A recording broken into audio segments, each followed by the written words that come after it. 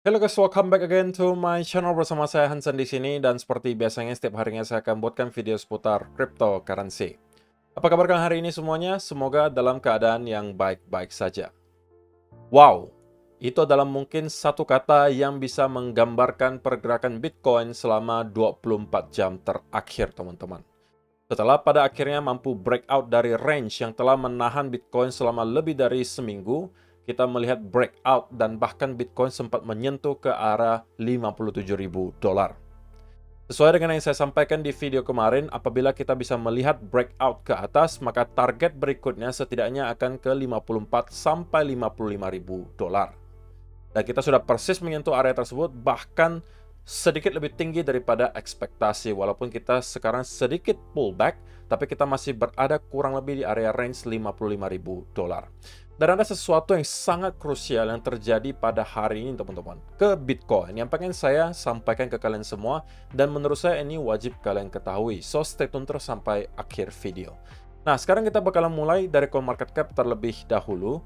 Per hari ini secara global market cap kripto berada di angka 2,12 triliun dolar atau mengalami kenaikan 6,31%. Nah, di top 10 coin sendiri yang nggak perlu ditanya lagi teman-teman. Semuanya dalam keadaan hijau, kenaikannya ranging antara 2, sekian persen hingga kurang lebih 8%. Dan yang menjadi top performer itu adalah Bitcoin dengan kenaikan 8,74% menuju 55.978 dolar. So, itu adalah outlook sementara dari beberapa top coin yang ada. Sekarang kita langsung aja masuk ke beberapa data dan berita terbaru hari ini. Yang pertama, teman-teman, perlu kalian tahu bahwa kenaikan yang kita lihat tentunya tidak terlepas juga dari bantuan yang namanya short squeeze. Dengan adanya pergerakan Bitcoin sampai ke area 57.000 tadi, ada likuidasi sebesar 358 juta dolar. Dan 72%-nya datang dari arah short. Nah, teman-teman, sekali lagi, data di sini menunjukkan bahwa walaupun kita melihat pergerakan Bitcoin cukup signifikan, tetapi rupanya likuidasi itu angkanya menurut saya masih dalam area yang wajar. 300 sampai 500 juta dolar itu bukan sesuatu yang spesial menurut saya. Karena teman-teman, kalau kita bandingkan dengan yang terjadi di tahun 2021, pada saat itu kita banyak sekali mendapatkan angka likuidasi ketika ada pergerakan sebesar ini, mungkin sudah 700, 800 atau bahkan 1 billion dolar. Jadi apa yang ditunjukkan di sini? Bahwa untuk sementara memang tingkat leverage belum setinggi ketika kita di tahun 2021 ketika kita berada di peak bull market pada saat itu. Pada saat itu kita masuk ke fase euforia, semua orang menggunakan leverage untuk mendapatkan gains yang besar, sehingga angka likuidasinya juga besar. Dan insentif bagi market maker untuk mendorong harga ke bawah itu juga besar. Tetapi berbeda cerita dengan sekarang, kita melihat angka likuidasinya nggak besar-besar banget. Dan ini menurut saya merupakan berita baik, karena berarti memang untuk sementara sepertinya tidak terlalu banyak orang yang menggunakan leverage. Sehingga market berada dalam keadaan yang cenderung sehat gitu, nggak over leverage. Jadi itu adalah hal yang pertama yang menurut saya menjadi indikasi yang sangat positif. Kemudian yang kedua, indikasi positif berikutnya teman-teman.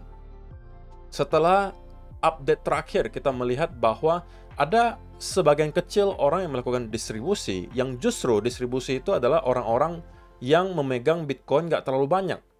Atau kita kategorikan sebagai retail. 10-100, 1-10, dan di bawah 1, beberapa bulan terakhir sempat melakukan distribusi. Oke, sedangkan para whales itu melakukan akumulasi yang sangat besar. Dan hal tersebut masih berlanjut sampai sekarang, teman-teman. Kita melihat bahwa untuk sekarang, tidak hanya para whales yang melakukan akumulasi, bahkan retail pun sekarang ikutan. Maka dari itu, teman-teman, saya sudah pernah ingatkan ke kalian gitu. Kalau misalnya kalian memang tidak mengerti dengan detail bagaimana cara timing the market atau technical analysis, please jangan mencoba untuk timing the market. Lebih baik kalian time in the market. Maksudnya apa? Maksudnya kalian nge-hold, ini simpelnya, nge-hold itu akan lebih baik daripada kalian mencoba untuk menebak-nebak Bitcoin bakalan kemana habis ini.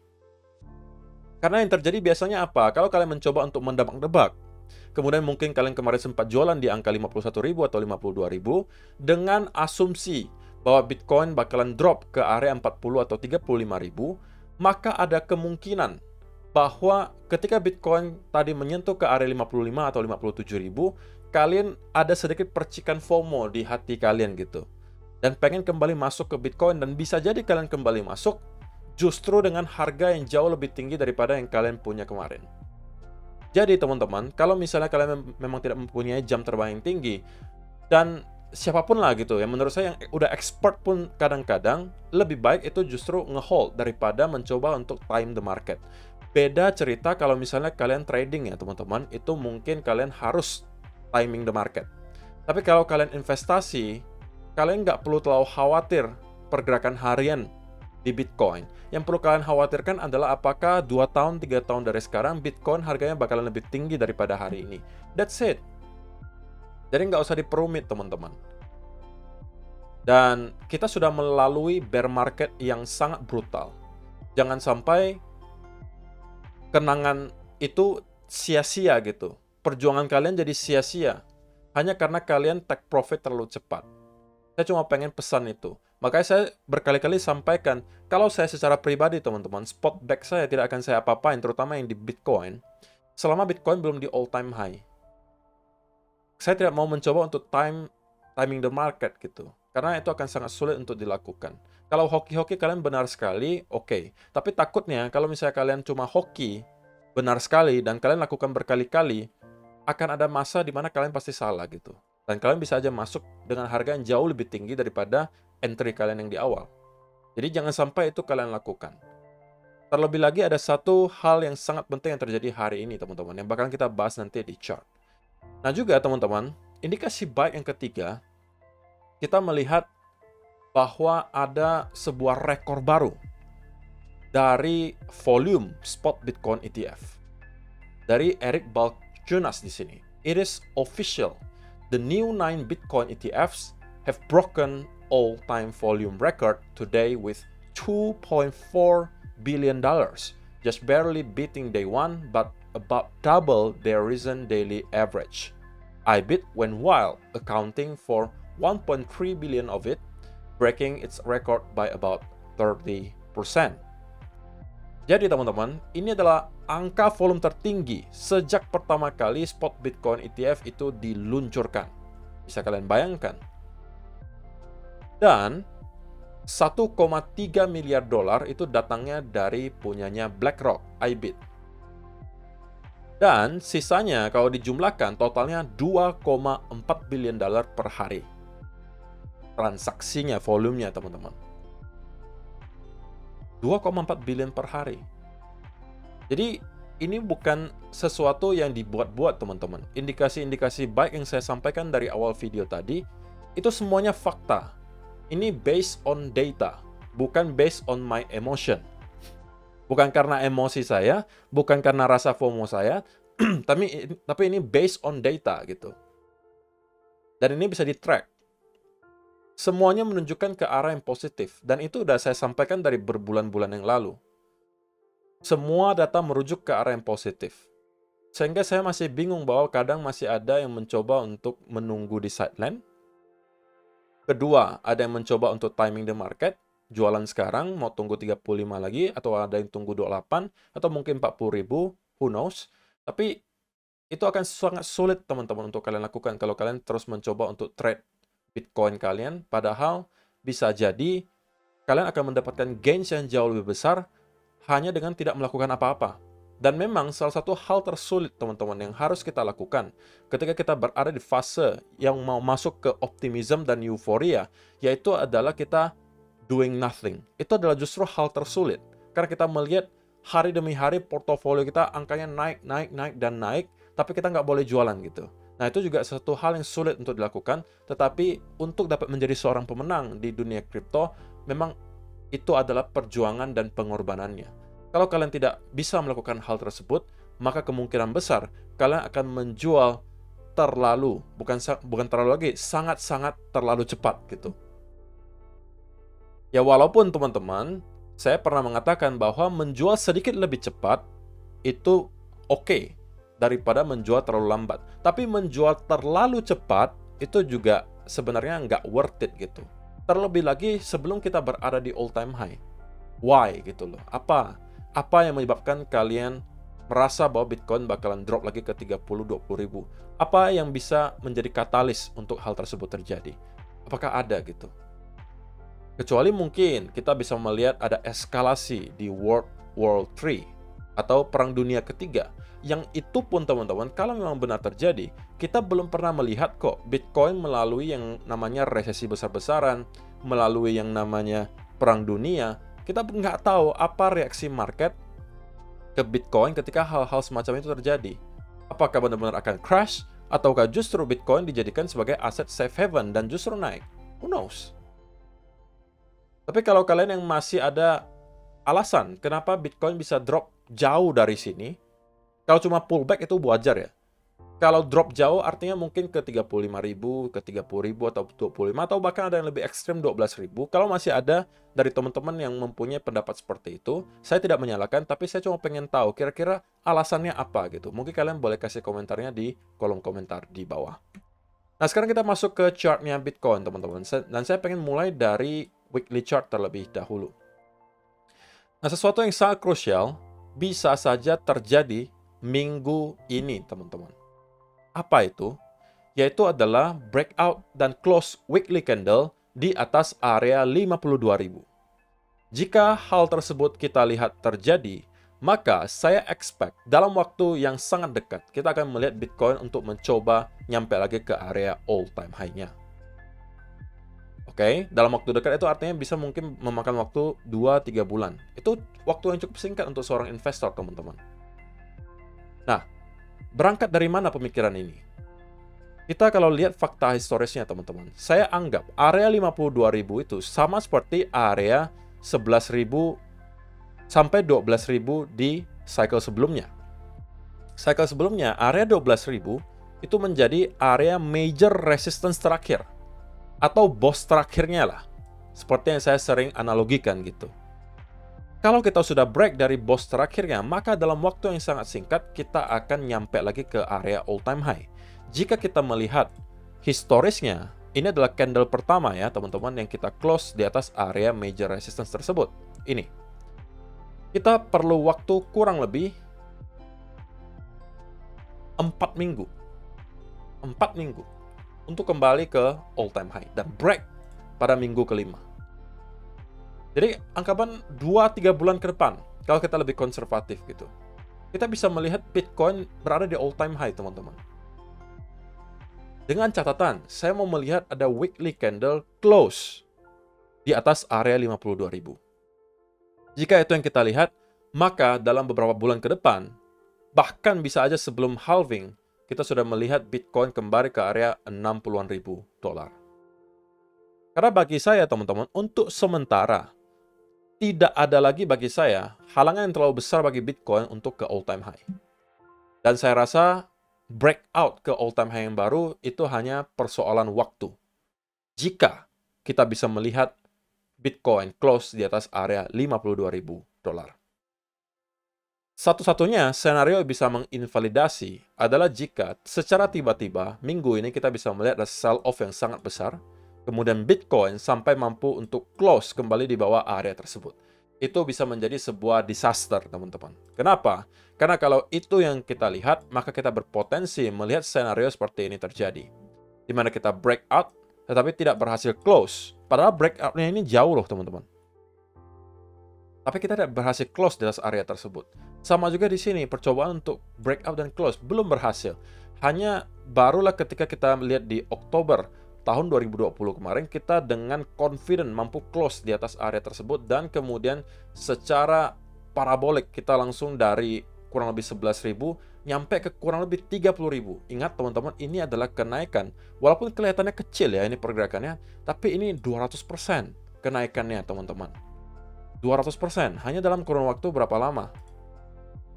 Kita anggap sampai peaknya itu 11 bar atau kurang lebih 3 bulan. 3 bulan, naik 200%. Ya mungkin kali ini kita cenderung lebih konservatif gitu ya. Kita mungkin anggapannya Bitcoin akan berhenti di kurang lebih area 80-90 ribu, katakanlah seperti itu. Anggap aja kita cuma mampu setengah dari yang kita lihat di sini.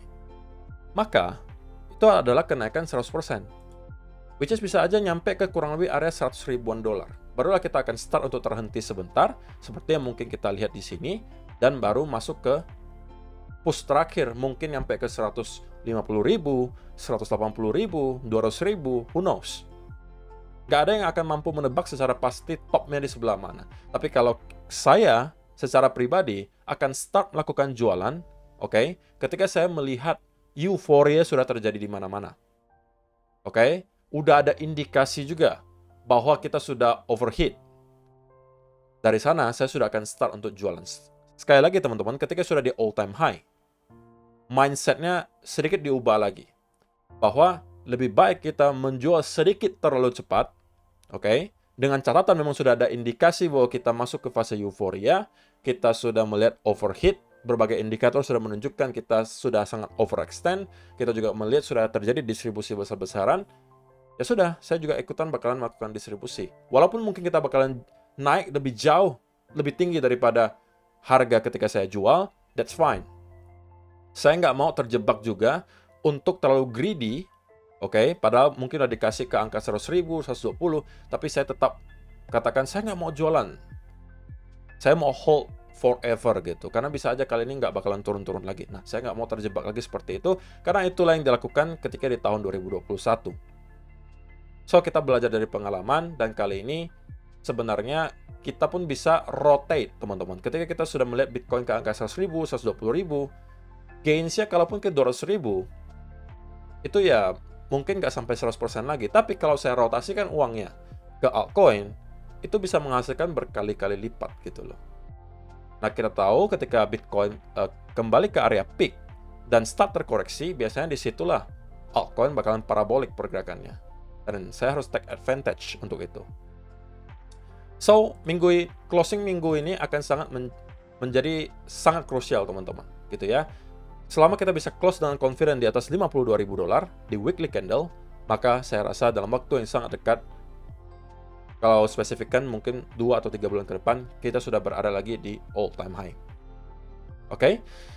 So, untuk short term, teman-teman, ya, seperti yang saya sampaikan di video kemarin, kalau misalnya kita bisa melihat ada close 4-hour candle di atas area range ini, maka ini bisa menjadi semacam validasi bahwa breakout sudah benar-benar terjadi, dan kita kemungkinan akan nyampe ke area 54 sampai 55 ribu. Dan itulah persis yang terjadi, teman-teman. Kita melihat breakout dan close itu di candle ini. Saya nggak tahu apakah ada dari teman-teman yang sempat masuk ke trade ini. Tapi kalau ada, ya harusnya selamat. Kalian sudah berada dalam keadaan cuan.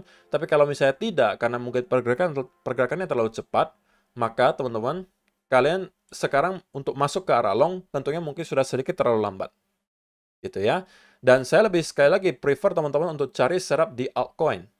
Dan yang udah sering banget saya bagikan di channel Altcoin Indonesia, rata-rata setup yang kita ambil dalam beberapa minggu terakhir sudah menghasilkan gains yang luar biasa besar. Teman-teman yang nonton di Altcoin Indonesia tentunya tahu hal itu. Dan banyak sekali altcoin yang masih belum bergerak, teman-teman, yang mempunyai potensi untuk mengalami pergerakan yang besar dalam waktu dekat. So, kenapa kalian harus memaksa untuk trade di Bitcoin? Biarkan dia bergerak dulu. Kalau misalkan sempat masuk di sini, kalian mau hold juga boleh. Kalau kalian mau long dari sini, setidaknya kalian harus menunggu ada semacam continuation pattern, teman-teman. Continuation pattern itu semacam apa? Semacam bull flag, gitu ya, bull flag kecil. Kalau kalian memang nekat banget, ini mungkin bisa kalian manfaatkan. Oke, untuk menargetkan kemana? Menargetkan ke sekitaran area 58 sampai 60 ribu dolar. Kalau kalian yang mau short, ya itu otomatis bukan sedikit ya, tapi sangat melawan momentum ya untuk sekarang, teman-teman, kalau misalnya kalian mau short. Tetapi saya tidak pernah menyalahkan untuk teman-teman yang merupakan traders, tapi merupakan counter trend traders. Ada aja memang orang seperti itu, dan bukan tidak mungkin kalian bisa menghasilkan gains dari sana. Tetapi untuk sementara, untuk short pun menurut saya belum ada setup yang bisa dimanfaatkan, teman-teman. Kecuali ya, kalian bisa mendapatkan ada semacam indikasi pelemahan momentum bullish di sini diikuti. Ada reversal pattern, katakanlah ada rising wedge, ada double top, triple top, di sekitaran area 58.000. Menurut saya itu cukup worth it untuk dicoba. Karena area 58.000 teman-teman, kalau kita zoom out dan kita lihat di sini, itu akan menjadi sedikit hambatan juga bagi Bitcoin. Buktinya di mana? Kalau kita lihat di sini. Di sini. Ini semua menghasilkan bounce yang lumayan. Dari 58.000, itu kemungkinan besar juga akan menghasilkan at least semacam resistance. Tapi ini menurut saya nggak major-major banget teman-teman. So, itulah kenapa saya sampaikan boss terakhir yang menurut saya kalau untuk cycle kali ini itu adalah 52.000. Dan kalau kita sudah mampu close weekly candle di atas area tersebut, maka dalam waktu dekat saya rasa kita akan melihat Bitcoin ke area all-time high atau bahkan sudah bisa break ke all-time high yang baru. Begitu ya. So, saya rasa itu aja sih yang perlu saya sampaikan di video hari ini, teman-teman. Terima kasih untuk kalian yang sudah menonton sampai selesai. See you in the next video. Bye-bye.